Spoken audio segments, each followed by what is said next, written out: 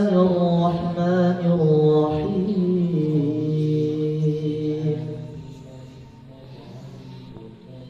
إنا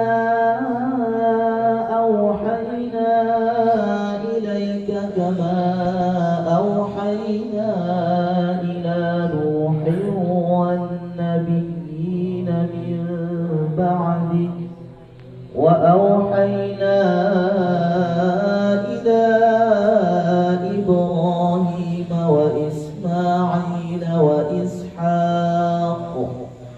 وإسماعيل وإسحاق ويعقوب والأسباط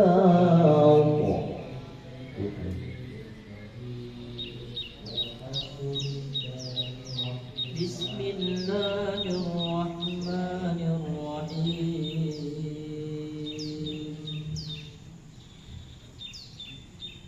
إنا